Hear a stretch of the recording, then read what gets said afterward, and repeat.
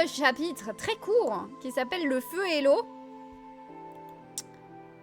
Et c'est parti. L'analyse est courte puisque le chapitre est très court. Sachez-le. Le chapitre dure une dizaine de pages, donc voilà, l'analyse n'est pas très longue, mais elle est importante puisque on est sur le chapitre Le feu et l'eau, où évidemment on a laissé Smaug là-bas, c'est-à-dire Smaug qui fond sur Laqueville. Voilà. Mon petit point de croix. Mais oui, il s'offrira à moi avec ce vacherie briseur. Bon, lui, c'est quelques dents aussi. Oh, trop bien, Jaskier. Pour toi, public. Oh, tellement gentil.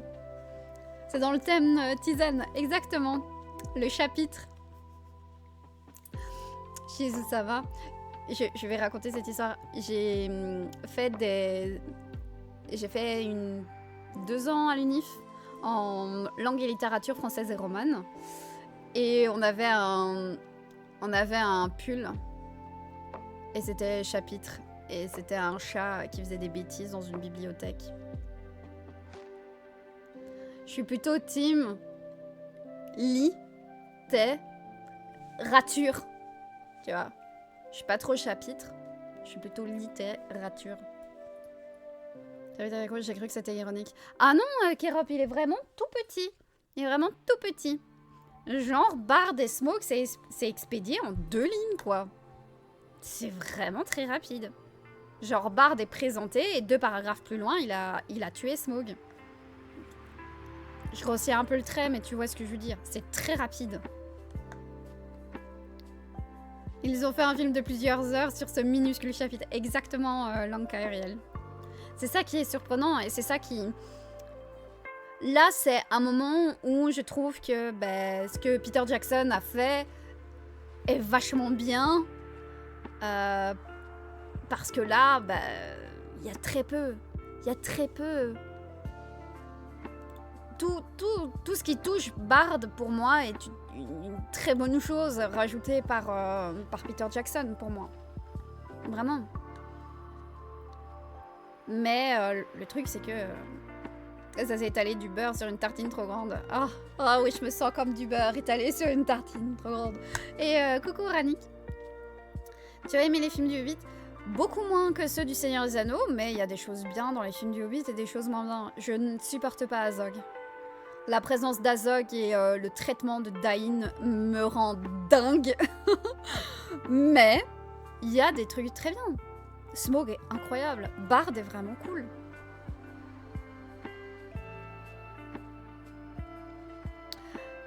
Je comprends la déception, hein. Voilà. Et coucou donc à Ranik et Nitens qui arrivent. Les hommes, ils sont pas comme les elfes, ils ont pas besoin d'une longue présentation pour être efficaces. J'avoue, Bonsoir, un vieil otaku. Tu vas d'avoir dérangé les fois précédentes par mes cheats, mais c'est juste la seule façon pour moi de m'exprimer sur Twitch qui me demande une surprenante vérif de compte obligatoire qui n'est pas chez mes amis. Bref, ça n'arrivera plus. Oh merde, vieil otaku. J'ai peut-être mis la vérification pour ne pas avoir trop de problèmes. À une époque, il y avait des raids qui étaient faits sur les petites streameuses. Et donc depuis, je sais que j'avais mis des restrictions, mais je pense que je demande toujours d'avoir un compte vérifié quand même. Donc désolé, vieil otaku, que ce soit le seul moyen que tu puisses t'exprimer. Ah, tu l'as pas? Bah alors je sais pas pourquoi, un vieil otaku. Ah, t'as ça sur toutes les chaînes? Ok. Ok, ok. Je comprends alors que tu doives passer par là. J'ai essayé pourtant de diminuer le truc des bits pour que ça fasse moins de bruit, mais je ne sais pas pourquoi. Voilà. Pourquoi ça fait ça? Je sais que j'avais dû mettre plein de restrictions avant et que je sais que j'en ai enlevé au fur et à mesure. Non, ce chapitre ne concerne que le début du 3e film. C'est plus les quelques chapitres concernant la bataille des 5 armées qui ont été étalés. Non, franchement, c'est compliqué. Enfin bon, on va y aller. Vous êtes prêts? C'est le moment où nous allons attaquer le chapitre 14 du Hobbit, appelé Le feu et l'eau. Un chapitre qui est assez important puisque dans le chapitre précédent, rappelez-vous, les nains et le hobbit peuvent fouiller les cavernes et Bilbo sent une sorte de poids qui s'envole à un moment. C'est sans doute Smaug qui vient d'être abattu à Lagueville, mais on ne le sait pas encore.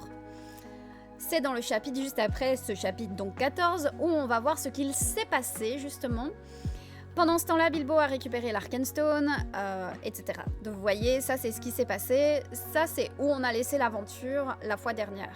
Là on reprend quelque temps auparavant, au moment où Smaug fonce sur Esgaroth. Voilà, ça va barder. Ça va barder. Voilà, petit dragon parti trop tôt. Je sais pas s'il est parti trop tôt parce que lui au moins il a le droit de parler et de faire un chouette truc parce qu'en Calagon lui c'est vraiment le dragon parti trop tôt. Smaug ça va encore. Il peut faire des trucs. Enfin bon. Lorsque Smaug fonce sur Esgaroth, Lagueville, Bourg-en-Lac, vous avez compris, il est enflammé et furieux. Le combat a l'air très déséquilibré. Pour rappel, Lagueville, c'est des bâtiments en bois, des toits de chaume qui se dressent là comme en défense face au feu ardent d'un dragon. Tout avait été inondé avant son arrivée. On nous dit dans le livre, et pourtant le feu jaillissait des toits de chaume et des poutres de bois jusqu'à ce que des flammes jaillissent haut dans la nuit. En fait, les habitants de Lagueville sont impuissants pour échapper au feu destructeur de Smaug dans leur foyer. Alors que certains habitants essayent de fuir en barque, ils nous racontent que Smaug, il est pas bête, dans le sens où il se dit nirk, super, ils s'en vont, je vais pouvoir jouer avec la nourriture, quoi. Mais il nous dit aussi que Smaug les attendra limite sur les rives, et bientôt il incendierait toutes les forêts du littoral et détruirait tous les champs et les pâturages. Vraiment, c'est pas juste tout détruire, c'est jouer avec la nourriture, d'une certaine façon. Les guerriers de Lagueville opposent une résistance quand même un peu acharnée. En fait, ce sont les seuls à oser lui livrer bataille depuis des siècles. Mais cette bravoure dont ils font preuve, elle est un peu vaine. Parce que le dragon, il plonge sans se soucier de rien du tout, à travers la tempête de flèches. Mais aucune flèche ne l'entrave, ni le blesse en fait. Il n'y a rien qui fait effet. Et il s'est même vanté à Bilbo, où il lui a dit « Je tue où je veux et personne n'ose résister ». Et quand on voit l'assaut de Smaug sur Lagueville, ça semble totalement vrai. En fait, on voit bien que le désespoir et la destruction créée par Smaug de Lagueville, c'est vraiment qu'un divertissement pour le dragon. Mais vraiment, c'est le plus grand, lui qui est le plus grand et le plus grand des malheurs, quoi. Il apprécie le sport de la proie, donc la chasse des villes, plus qu'il en avait apprécié quoi que ce soit depuis des années. Bah ouais, il se fait plaisir avec Lagueville. Et il a hâte de poursuivre avec une partie justement de chasse avec les réfugiés un petit peu plus tard.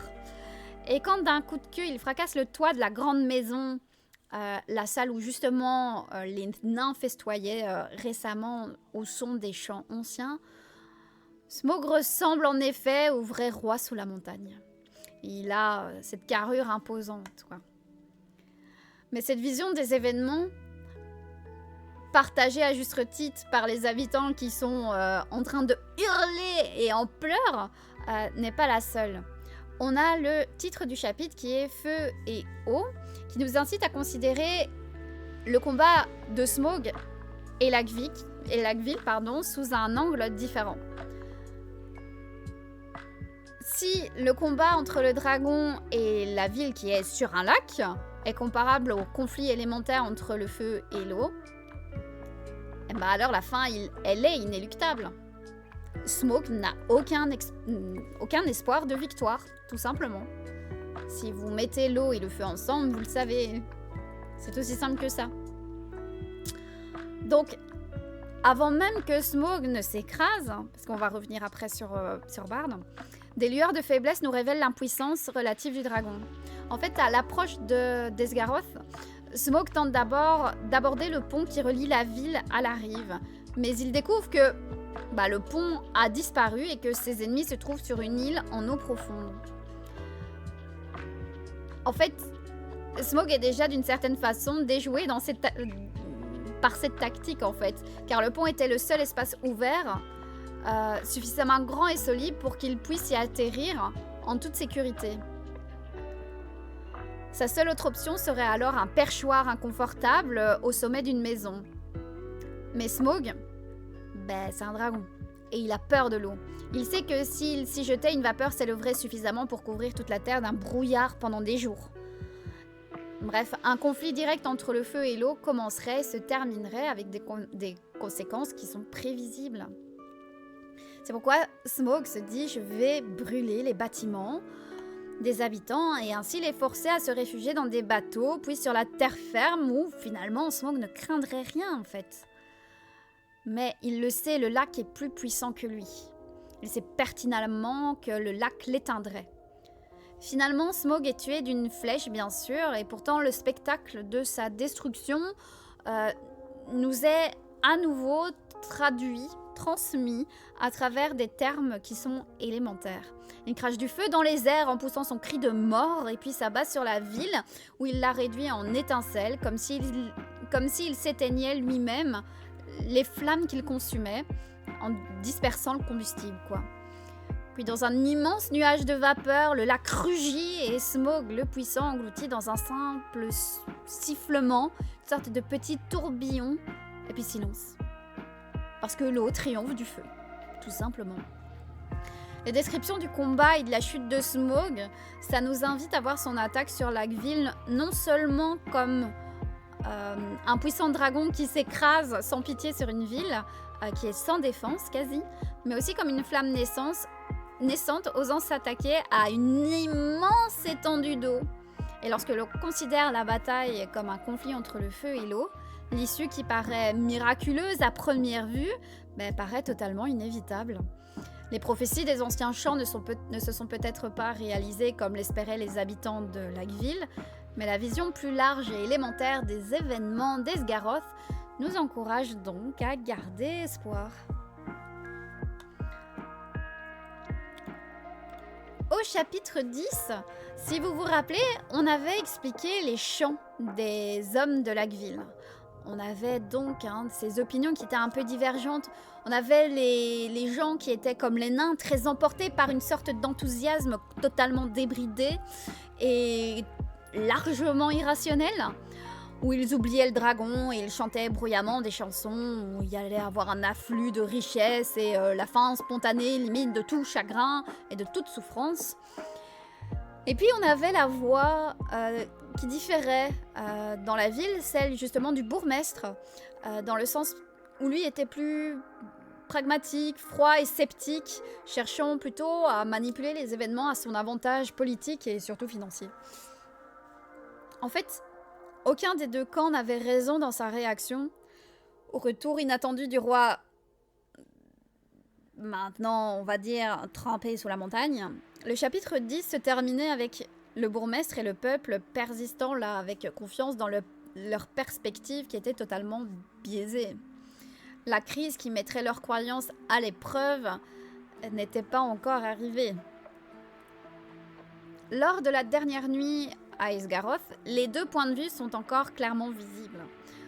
On a des commentaires de la part des habitants qui sont un peu absurdes. Voilà. Lorsque la lumière du feu de Smough lors de son attaque contre le Canin apparaît dans la ville, elle ne leur suggère que la forge d'or par le roi sous la montagne. Donc en fait, quand les hommes de Lac-Ville voient la fumée et voient que ça bouge sur la montagne, ils se disent « Ah, c'est bon, c'est les forges des nains, ils sont en train de tout rallumer. » En fait, si on réfléchit, c'est quand même un peu absurde. Même en supposant que Thorin ait repris Erebor, pourquoi sa forge d'or serait-elle visible sous la forme d'une sorte de lueur à flanc de montagne ? Voilà, l'idée que la lumière qu'il voit, en fait, visible à l'extrémité nord du lac, soit une richesse qui s'écoule des portes, c'est complètement, en fait, farfelu. Et même si Thorin envoyait, imaginons, des bateaux chargés d'or à la ville d'une manière ou d'une autre, mais il n'allait pas inonder les ténèbres de rayons de lumière dorée comme les arbres de Valinor pouvaient être lumineux, quoi. On a un autre refrain qui retentit sur les quais de Roi sous la montagne. On est tenté d'imaginer qu'en fait les hommes de Laqueville ne possèdent pas une intelligence très forte, quoi. En fait, c'est pas que l'intelligence là, c'est un manque de logique et de raison. Les habitants de Laqueville, ils réagissent à l'arrivée de Thorin en se plongeant dans une sorte de fantasme qui n'a qu'un lien direct avec les anciennes prophéties dont ils se souviennent vaguement et qui n'est presque totalement déconnecté. Enfin, c'est déconnecté du monde qui les entoure, quoi. Ils sont vraiment dans leur vision.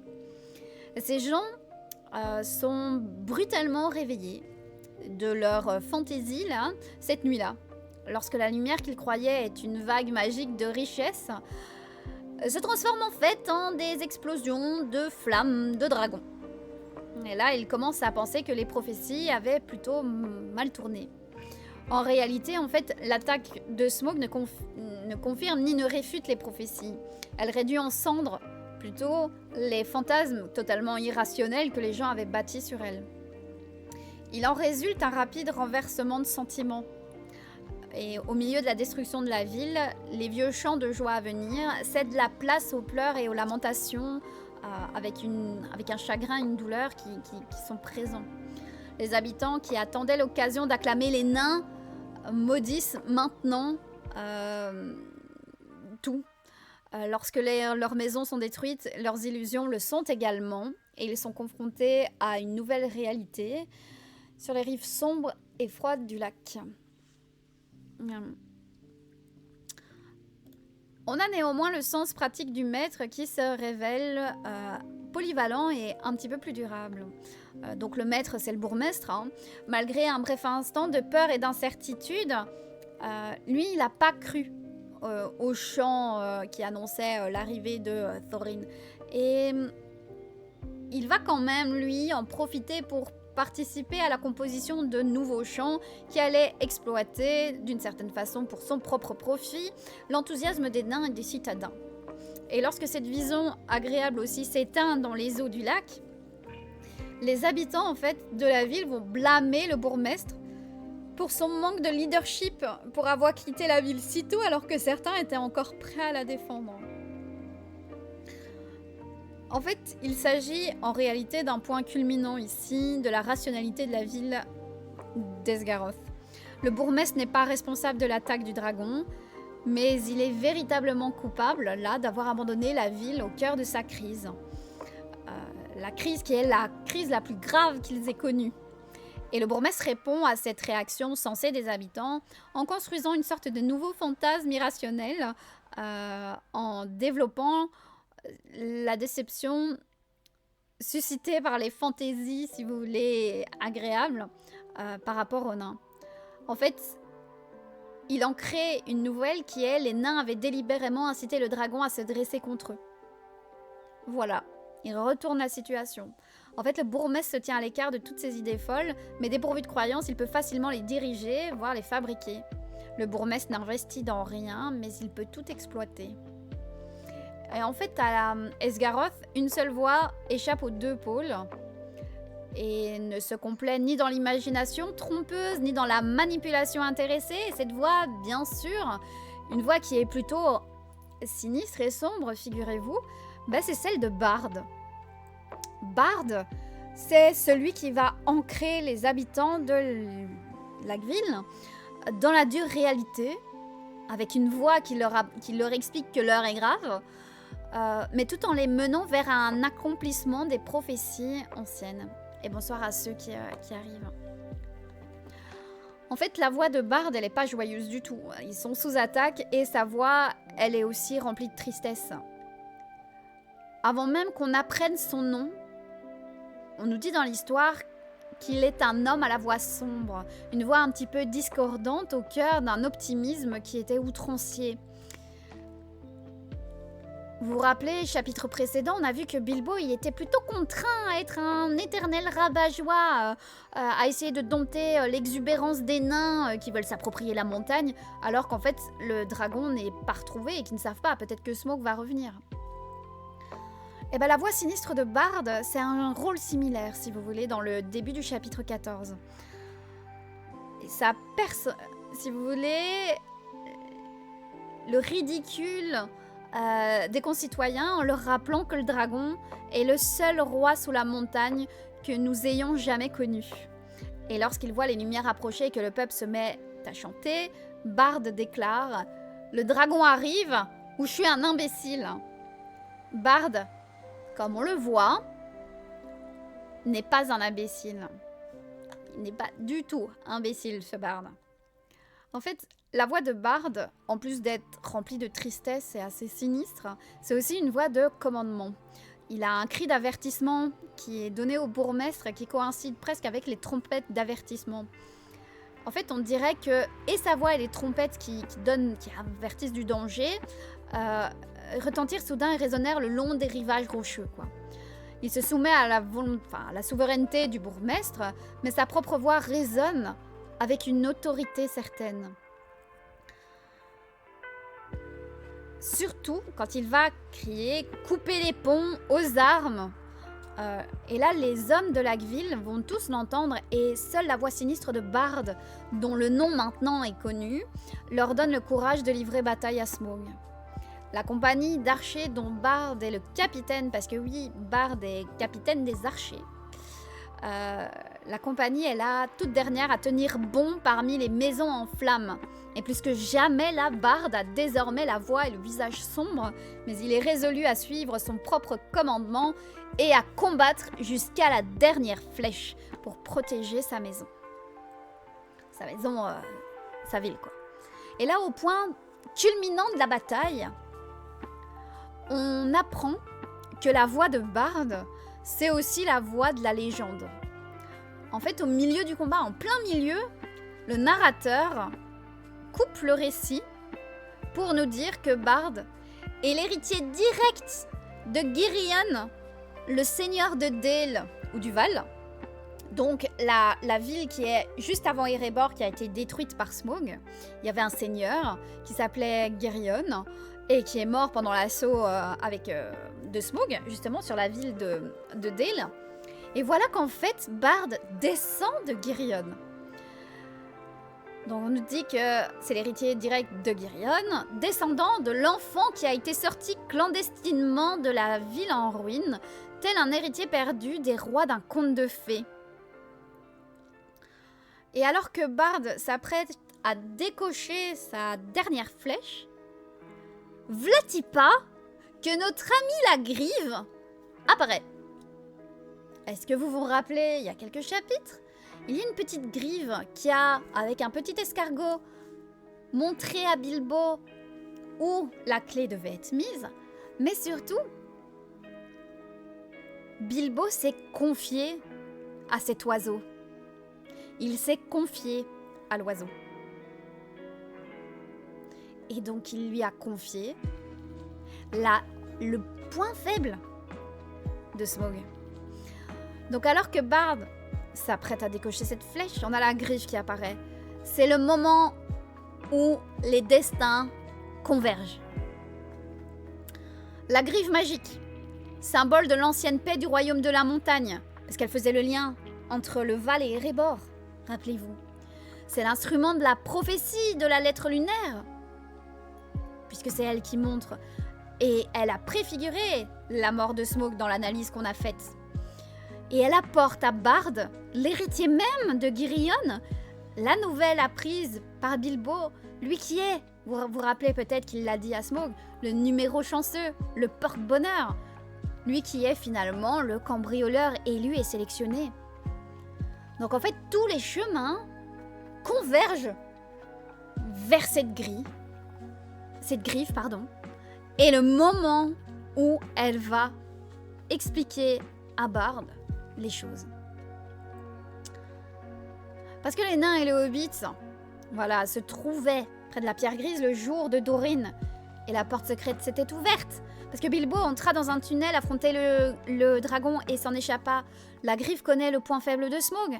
Parce que Bard est du sang de Dale, il peut comprendre le langage de la griffe. Parce que pas tous les habitants d'Esgaroth ne peuvent comprendre. C'est parce que lui-même est le lien entre Erebor et Dale. La griffe est ce point de communication qu'il y avait entre les deux royaumes, fut un temps. Et parce que Bard est surtout courageux et inébranlable, alors qu'il se tient seul au milieu des ruines incendiées de sa ville, prêt à décocher sa toute dernière flèche, là, la flèche noire est bel et bien sortie des forges du véritable roi sous la montagne. Et là, c'est comme si Bard, avec ses paroles, arrive à donner l'élan qu'il fallait à la flèche. C'est la flèche du destin qui frappe droit et s'enfonce dans le cœur du dragon. Esgaroth est sauvée, détruite en même temps, mais sauvée. Et au lendemain de la bataille, la voix de Bard, c'est aussi celle de la raison. Son entrée dans le camp des malheureux concitoyens, c'est une intensité saisissante. En fait, les concitoyens venaient de louer son courage et son dernier coup de maître, promettant de faire de lui le roi, leur roi, s'il avait survécu. Parce qu'ils pensent tous que Bard n'a pas survécu. Sauf que, au beau milieu de leur conversation, Bard va surgir de l'ombre. Les habitants de Lagueville découvrent qu'un second roi légendaire a surgi des ténèbres pour se tenir devant eux, trempé et débraillé. Et comme Thorin, Bard perçoit l'importance du moment et déclare « Je suis Bard de la lignée de Girion, je suis le tueur de dragons. » Connaissant les habitants d'Esgaroth, on pourrait s'attendre à un enthousiasme « Wouhou !» Mais en fait, Bard choisit une voie médiane. C'est-à-dire que, sans résister en fait à l'accomplissement de la prophétie comme le ferait le bourgmestre, ni laisser libre cours à l'imagination du peuple. En fait, Bard, il ne cherche pas à profiter de cette adulation du peuple.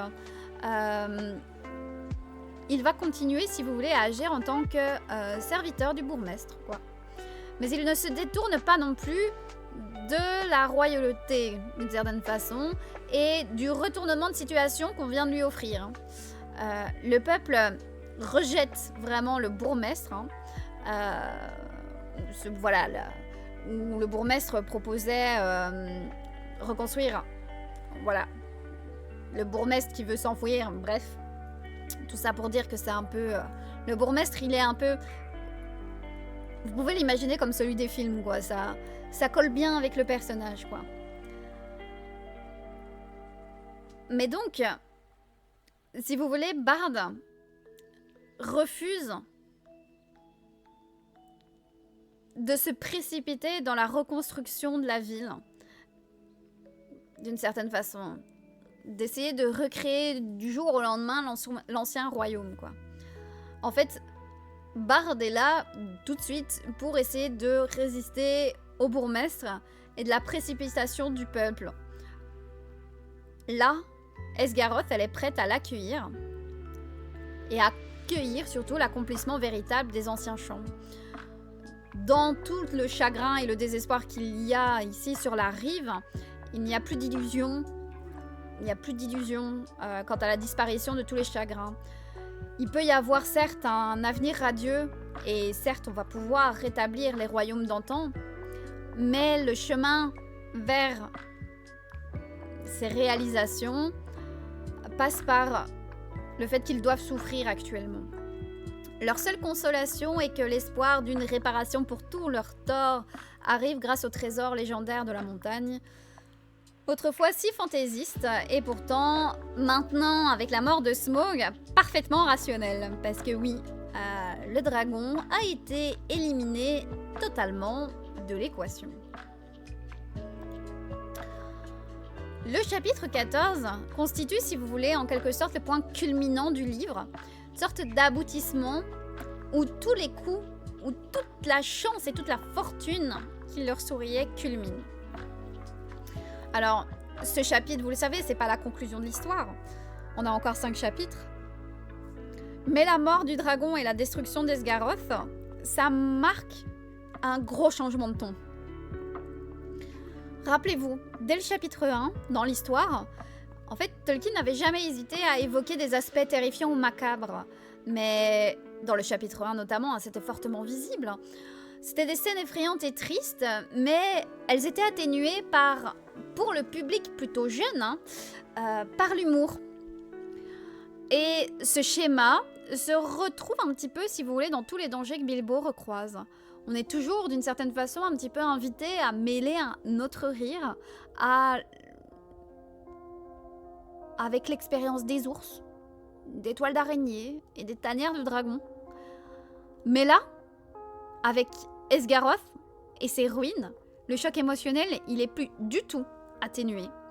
Le narrateur cite notamment parmi les raisons pour lesquelles les habitants doivent être reconnaissants, le fait que les 3/4 des habitants aient au moins survécu. Ce chiffre est inquiétant parce qu'il nous fait prendre conscience qu'on a quand même 1/4 des habitants qui ont péri, soit par le feu, soit par noyade lors de l'attaque du dragon. Et au cas où on n'aurait pas remarqué que c'est quand même grave et que ça nous aurait échappé là tout de suite, le narrateur va commencer à s'étendre sur les souffrances des habitants, qui ne font que commencer lorsque la ville s'enfonce sous la surface du lac. En fait, l'enthousiasme suscité par leurs nains désormais à la merci des nains, comme ils le croient, est sérieusement atténué par les difficultés des habitants qui se multiplient au fil des jours. On a beaucoup tombèrent malades de froid et de tristesse cette nuit-là et moururent ensuite, nous dit-on. Et les jours qui suivirent, il y eut de nombreuses maladies et une grande famine. L'histoire s'achemine vers des fins heureuses, mais le chagrin reste toujours présent. La joie finalement de la bonne résolution va être tempérée, comme très souvent chez Tolkien, par la réalité de la souffrance humaine. Et la voix du narrateur, autrefois si enjouée, sur ce coup-ci, dans ce chapitre-ci, elle devient aussi sombre que celle de Bard. Et voilà. C'est fini. Et c'était que 10 pages de chapitres. J'avais dit que l'analyse allait être plutôt courte. Vraiment, il y a pas des masses à dire. Et bonsoir Jean de Florette et Deathlock. Dans un trou vivait un hobbit. Exactement, Deathlock. On est en train d'analyser le hobbit chapitre par chapitre. Aujourd'hui, c'était le chapitre 14. Donc bienvenue à toi. C'est Bilbo et son monteur de tonneau qui ont foutu le bonheur. Mais oui. Ce chapitre semble très dramatique pour un livre pour enfants. Exactement, Lanka et Riel. On sent le changement de ton. Merci infiniment, toujours aussi intéressant. Merci de nouveau pour cette analyse. Avec plaisir. Avec plaisir. Voilà, donc, pour la prochaine fois, ce sera... Donc, bonsoir Anderos.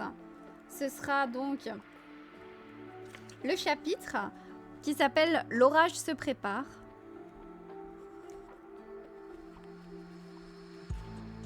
Voilà, il fait littéralement 13 pages. Voilà, c'est vraiment des tout petits chapitres.